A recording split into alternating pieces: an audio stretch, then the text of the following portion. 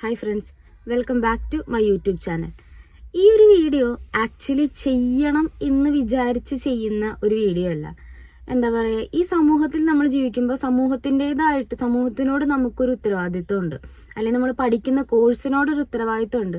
അതുപോലെ ഈ ഒരു ന്യൂസ് കേട്ടപ്പോൾ എനിക്ക് വിഷമമായി. എനിക്കും ഈ പ്രായത്തിൽ ചേച്ചിമാരുള്ളതാണ്. അപ്പോൾ അതുകൊണ്ടാണ് ഈ വീഡിയോ ചെയ്യുന്നത്. കുറച്ച് ദിവസങ്ങൾക്ക് മുന്നേ ഇൻസ്റ്റാഗ്രാമിൽ ഇങ്ങനെ സ്ക്രോൾ ചെയ്ത് പോകുന്നതിൻ്റെ ഇടയ്ക്ക് കണ്ടൊരു ന്യൂസാണ്. നവവധു സ്ത്രീധന പീഡനത്തെ തുടർന്ന് ആത്മഹത്യ ചെയ്തു എന്നുള്ളത്. അപ്പോൾ അവരുടെ കല്യാണ ഫോട്ടോ ആണ് ഈ വാർത്തയ്ക്ക് കൊടുത്തിട്ടുണ്ടായിരുന്നത്. അത് കണ്ടപ്പോൾ തന്നെ മനസ്സിലായി മലയാളികളല്ല എന്നുള്ള കാര്യം. കാരണം അവരുടെ മേക്കപ്പും കാര്യങ്ങളും കണ്ടാൽ മനസ്സിലാവും മലയാളികളല്ല ഇവര്. അപ്പോൾ ഞാനിതിങ്ങനെ ക്ലിക്ക് ചെയ്ത് ആ വാർത്ത വായിച്ചപ്പോൾ സംഭവം നടന്നിട്ടുള്ളത് തിരുപ്പൂരിലാണ്. തിരുപ്പൂർ എന്ന് പറഞ്ഞാൽ നമ്മുടെ അയൽ സംസ്ഥാനം തന്നെയാണ്, തമിഴ്നാട്ടിലുള്ള തിരുപ്പൂരിലാണ് സംഭവം നടന്നിട്ടുള്ളത്. ഈ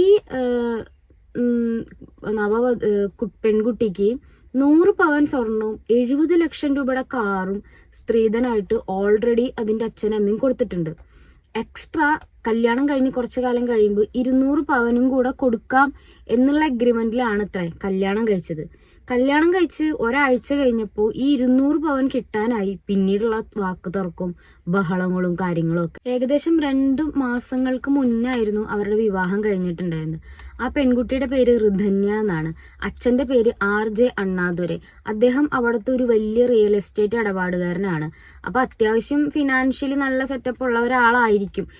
100 പവനും 70 ലക്ഷം രൂപയുടെ കാറൊക്കെ കൊടുക്കണമെങ്കിൽ അത്രയും ഇപ്പോഴത്തെ സ്വർണ്ണവിലയിലൊക്കെ 100 പവൻ എടുക്കുക വേണ്ട. മുന്നേ ഉള്ളതാണെങ്കിലും അത്യാവശ്യം നല്ലൊരു ഫിനാൻഷ്യലി സ്റ്റേബിൾ ആയിട്ടുള്ള ആൾക്ക് അത്രയും കൊടുക്കാൻ പറ്റുള്ളൂ.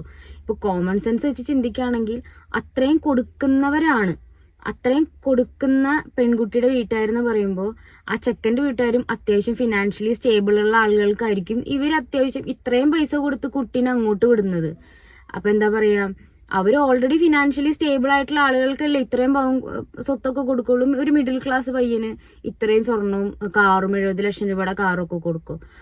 എന്താ പറയാ, ഒരിക്കലും നടക്കില്ല എന്നല്ല, ഒരു 90% ചാൻസ് കുറവാണ്. അപ്പൊ ഓൾറെഡി ചെക്കൻ്റെ വീട്ടുകാർ അത്യാവശ്യം ഫിനാൻഷ്യലി നല്ല സ്റ്റേബിൾ ആയിട്ടുള്ള ആളുകളായിരിക്കും.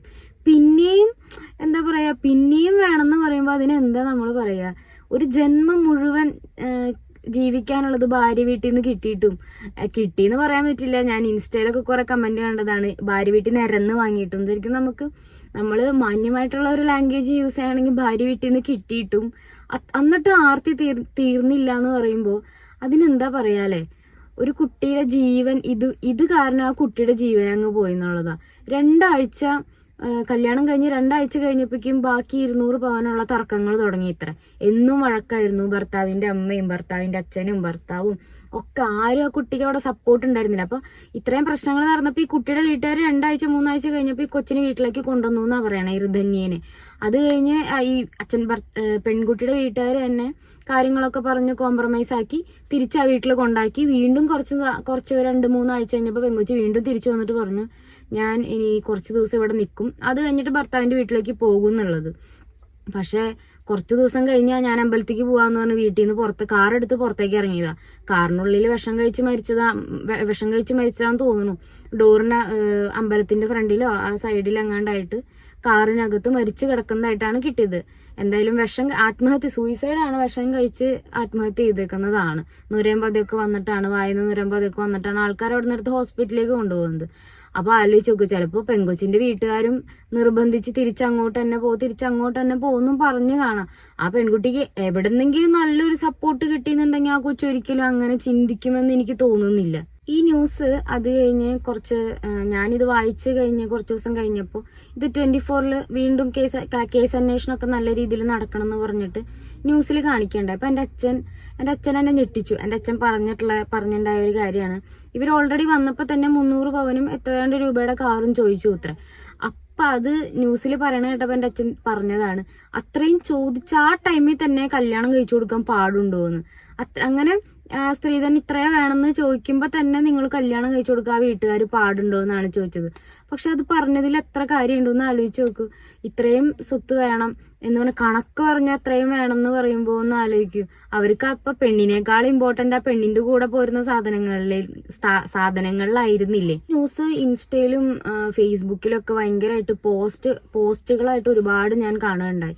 അപ്പൊ അതിന്റെ അടിയിലൊക്കെ കമന്റ് ഒരു രസകരമായ കമന്റ് ഞാൻ വായിച്ചത്, പെണ്ണിന് എന്ത് കൊടുക്കും എന്ന് ചോദിക്കുമ്പോൾ ഇറങ്ങിപ്പോവാൻ 5 മിനിറ്റ് തരും എന്ന് തന്തമാര് എന്നങ്ങനെ പറയാൻ ധൈര്യം കാണിക്കുന്നു അന്നേ ഈ സംഭവം നിൽക്കുള്ളൂ എന്നുള്ളൊരു കമന്റ് ഞാൻ വായിച്ചു. അതെത്ര ശരിയാണല്ലേ.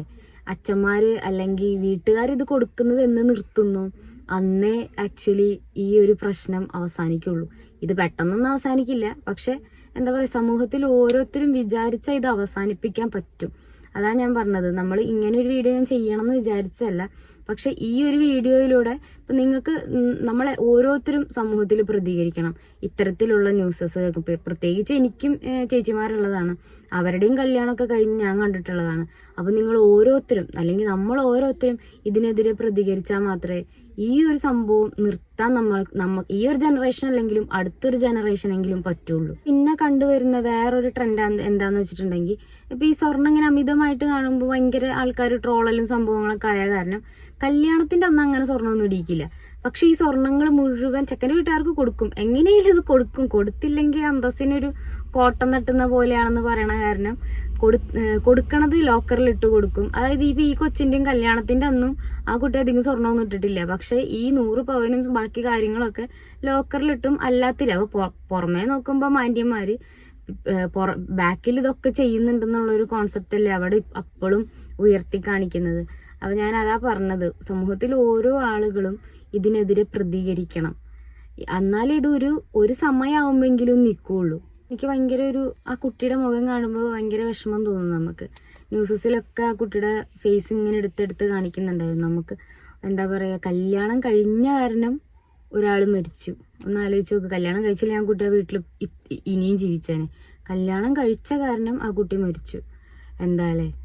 അപ്പം ഞാനതാ പറഞ്ഞു, ഈ ഒരു വീഡിയോ ശരിക്കും ചെയ്യണമെന്ന് വിചാരിച്ചതല്ല, അത്രയും ഇതിനെക്കുറിച്ച് എന്തെങ്കിലും പറയണം എന്നുള്ളൊരു കോൺസെപ്റ്റ് എന്നുള്ളൊരു ആഗ്രഹം ഉള്ളത് കൊണ്ടാണ് പറഞ്ഞത്.